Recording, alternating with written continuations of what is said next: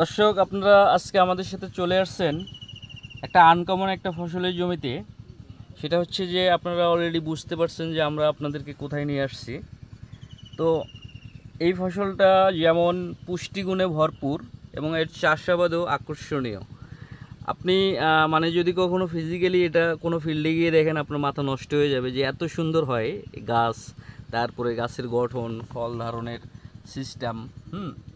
তো আমরা আপনাদেরকে আজকে ইন ডিটেলস এই কচুর লতির চাষাবাদে বিস্তারিত ধারণা দেব, সরাসরি কৃষক ভাইয়ের কাছ থেকে তথ্য নিয়ে। আমরা আজকে আসছি হচ্ছে বাংলাদেশের কুমিল্লা জেলার চান্দিনা উপজেলায় পড়ছে। হ্যাঁ, এখানে একজন আদর্শ কৃষক আছেন যিনি বাণিজ্যিকভাবে শখের বশেই এই লতি কচুর চাষ করে থাকেন। ওনার জমিতে মোটামুটিভাবে বেশ কয়টা ভ্যারাইটি আছে। মোটামুটিভাবে ওনার জমিতে মিনিমাম 3টা ভ্যারাইটি আছে। তো আপনারা আমাদের সাথেই থাকুন, আমরা ভাইয়ের সাথে আপনাদেরকে নিয়ে যাচ্ছি ভাইয়ের কাছে। ভাই, আসসালামু আলাইকুম। ওয়ালাইকুম সালাম। একটু জোরে বলিয়েন, কেমন আছেন? ভালো, আলহামদুলিল্লাহ। আপনি আছেন না? ভালো। জি ভালো ভাই। ভাই, এই জমি তো আপনার? জি। আচ্ছা, একটু বলেন তো, আপনার একটু নামটা বলবেন। আমার নাম রফিকুল ইসলাম। রফিকুল ইসলাম, চান্দিনা বোরকুট। আচ্ছা, কিন্তু আপনার কথা একটু আস্তে মনে হয় আসতেছে, একটু জোরে বললে শুনতে পারতো আর কি সবাই। আচ্ছা, হ্যাঁ জি, একটু বলেন। আমার নাম রফিকুল ইসলাম। আচ্ছা, চান্দিনা থানা, পূর্ব রামচন্দ্রপুর। আচ্ছা আচ্ছা। তো রফিকুল ভাই, ভালো আছেন আপনি?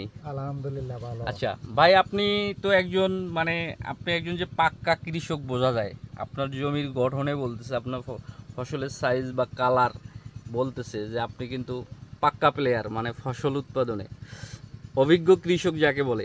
আচ্ছা ভাই, আমাকে একটু ধারণা দিবেন। ধারণাটা এই জন্য দরকার, আমরা আমাদের এই চ্যানেলের মাধ্যমে কৃষকদের সহযোগিতা করে থাকি বিভিন্ন ফসল নিয়ে, যেন কৃষকরা কৃষিতে লাভবান হতে পারে।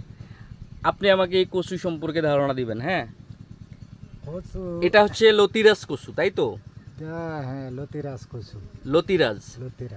আপনি এই কচু, মানে এই জমিটা বা কেউ যদি লতিরাজ কচু চাষ করতে চায়, কোন সময় লাগানোর উপযুক্ত সময়? আমরা মানে স্পেসিফিক কথা বলবো, যে কথাগুলো কৃষকের কাজে লাগবে। সবচেয়ে বাংলা বলতে ভাদ্র মাসও লাগাইতে পারলে, ধরেন না, এই কচুটা আশ্বিন কাতি মাস দিছে লতি আসবে। তো এই টাইমে আইলে লতিটার পয়সা পাওয়া যায় ভালো। এখন পর্যন্ত চাহিদা আছে লতির, মনে করেন 90 টাকা, 80 টাকা, 90 টাকা, 100 টাকাও চলে মাঝে মাঝে।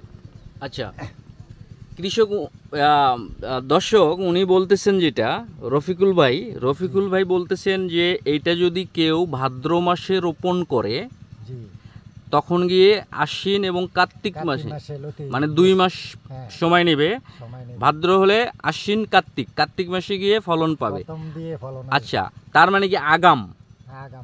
আচ্ছা, তখন আগাম মানে কি দাম বেশি? 2 মাসে ফলন আসবে। 2 মাসে ফলন আসবে। আচ্ছা, এই 2 মাসের থেকে মনে করেন এই পুরা 6 মাস বেচতে পারবে। ও আচ্ছা আচ্ছা। দর্শক, উনি বলতেছেন ভাদ্র মাসে রোপণ করলে কার্তিক মাস থেকে বিক্রি শুরু হবে, টানা 6 মাস বিক্রি করবে। আচ্ছা, এই জন্য কি মাঝে মাঝে আমরা টিভিতে দেখি, বিভিন্ন জায়গায় দেখি যে কচুর লতি চাষ করে লাখপতি।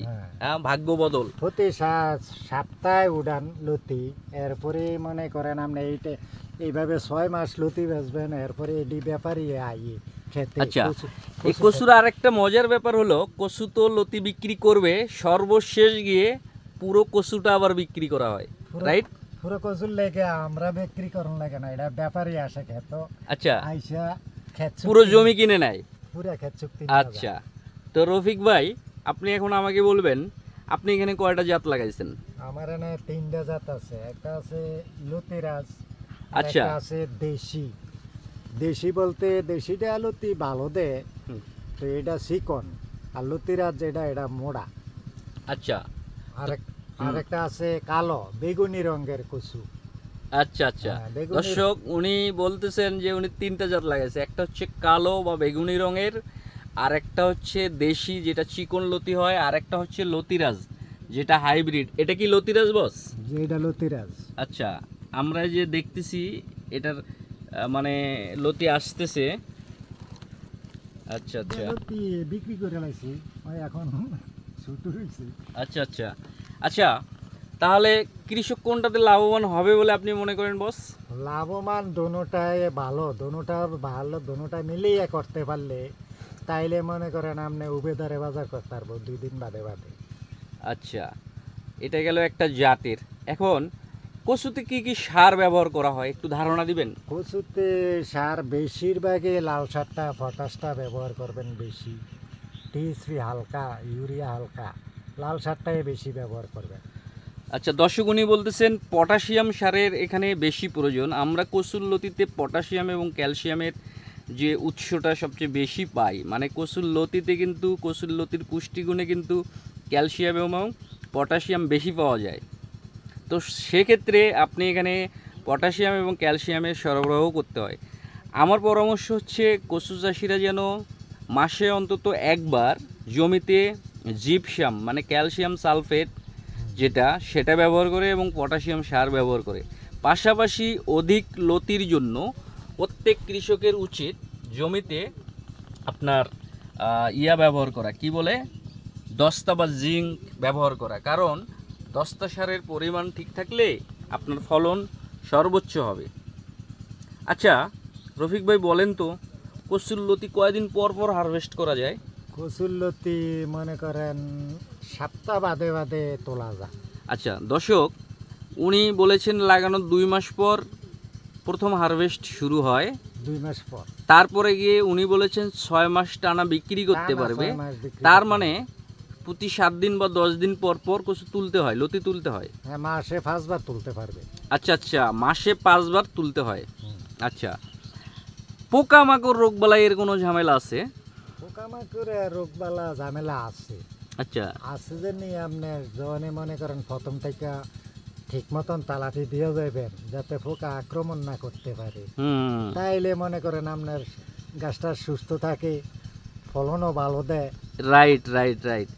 মানে কথা হচ্ছে যে কোনো ফসলে রোগবালাই পোকামাকড় থাকবে, কিন্তু আপনি যদি একজন সচেতন কৃষক হন, প্রথম থেকে যদি এইটাতে পরিচর্যা করেন, সঠিকভাবে পোকার ওষুধ সঠিক সময়ে ছত্রাকনাশক ব্যবহার করেন, তারপরে জমির আগাছা পরিষ্কার রাখেন। যে এখন রফিক ভাইয়ের জমিতে আগাছা নেই বললে হয়, তার মানে কি এক পরিষ্কার পরিচ্ছন্ন চাষাবাদ কিন্তু আপনার সর্বোচ্চ ফলনের নিশ্চয়তা প্রদান করে। আচ্ছা, তারপরে উনি বলল যে সঠিক সময়ে যদি আপনি কীটনাশক, সঠিক সময়ে যদি আপনি ছত্রাকনাশক ব্যবহার করেন তাহলে গাছ সুস্থ থাকবে, আর সুস্থ গাছ মানে সর্বোচ্চ ফলন দিবে। ফলন দেবো। আচ্ছা আচ্ছা রফিক ভাই, এই চারা পাওয়া কিন্তু একটা সমস্যা। অনেকে ইচ্ছা পোষণ করে যে লাগাবো, কিন্তু চারা পায় না। এক্ষেত্রে একটা পরামর্শ দেন তো, আসলে কি করতে পারে কৃষক? সারা যদি কেউ শখের মায়ের লাগাইতে চায়, হ্যাঁ, তাইলে হয়তো যদি আমাদের কাছে আসে, হুম, তাইলে আমরা ভালো এখানে আসলে সরাসরি কথা বললে ভালো পরামর্শ দিয়া দেবো, কতটুক বাদে বাদে লাগাইব, কোন জাত নিব, রাইট। সারা সংগ্রহ করে দেওয়া যায়। আচ্ছা আচ্ছা আচ্ছা দর্শক, উনি কিন্তু সর্বশেষ একটা খুব দামি কথা বলছে, যে কথাটা আপনি বর্তমান সময়ে সব জায়গায় পাবেন না। উনি বলছে যদি সরাসরি আসে ফিজিক্যালি কেউ বা যোগাযোগ করে, উনি একটা জিনিসের নিশ্চয়তা দিতে চায় যে কিভাবে লাগাবে, কোন সময়ে লাগাবে, কোন জাতটা লাগালে সবচেয়ে বেশি বেনিফিটেড হবে, ওনারা সেই ধারণাটাও দিতে চায়। এটা আবার ভাবেন না উনি কচুর মানে চারার দামও অনেক লাখ টাকা নেবে। উনি এমনও হইতে পারে, উনি যে ধরনের মানুষ দেখলাম ফ্রিও দিয়ে দিতে পারে। আমি তো নিলে আসলে ফিরিও হ্যাঁ, দিতে পারবো। ফ্রিও দিতে পারবে। এই যে শোনেন, উনি বলতেছে যে ফ্রিও দিয়ে দিতে পারবো, সমস্যা নাই, এটা কোনো সমস্যা না। বিষয়টা হলো সঠিকভাবে চাষাবাদ করলে লাভবান হওয়া যায়। হওয়া যায়। কচুর লতি হচ্ছে এরকম একটা ফসল, তাই তো? কচুর লতিটা না এটার ধরেন না খোড়া লাগে না, সাং লাগে না, জাহা লাগে না, জিংলা লাগে না, আচ্ছা, ফুজি কম লাভ বেশি। Right right right. উনি একটা কথা বলছে, খুব দামি কথা, যে এটাতে খুঁটি লাগবে না, মাছা লাগবে না, বেড়া লাগবে না, গবাদি পশু বা ছাগল গরু নষ্ট করবে না। তার মানে কি অল্প পুঁজি বেশি লাভ। বেশি লাভ। আচ্ছা, তো দর্শক আমাদের সাথে আপনারা থাকুন, পরবর্তীতে আমাদের সাথে আপনাদের আবার নতুন কোনো ফসলে নতুন কোনো জায়গায় দেখা হবে। তো ভালো লাগলে আমাদের চ্যানেলটি সাবস্ক্রাইব করবেন অবশ্যই। রফিক ভাই কিছু বলবেন কৃষকের উদ্দেশ্যে? কৃষকের উদ্দেশ্যে যদি লাভবান হইতে চায় হুম, তাইলে অন্তপক্ষে না পারে 30 শতক জমি হইলো কচু লাগাইলে, আচ্ছা আচ্ছা। কারণ না অন্তপক্ষে আমি আশা করি অন্তপক্ষে কোনো অসুবিধা নেই, টাকা পয়সার লেগে প্রতি সপ্তাহে সপ্তাহে টাকা আসতে আছে। জি জি জি জি, কাঁচা টাকা, কাঁচা টাকা। যখন আপনি সরকারি চাকরি করতে আছেন। হ্যাঁ, রাইট রাইট। তো দর্শক, আমার খুব ভালো লাগলো। আমি অনেক কৃষকের সাথে সবসময় দেখা হয় প্রতিদিন, কিন্তু ওনার মতো স্টেট কার্ড কথা খুব কম জায়গায় আমি পাইছি।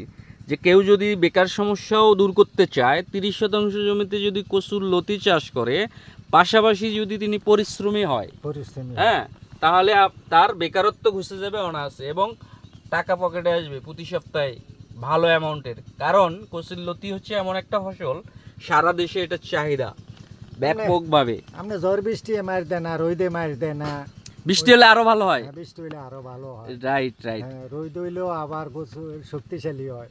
তো ধন্যবাদ রফিক ভাই, ভালো থাকবেন। দর্শক আপনারাও ভালো থাকবেন।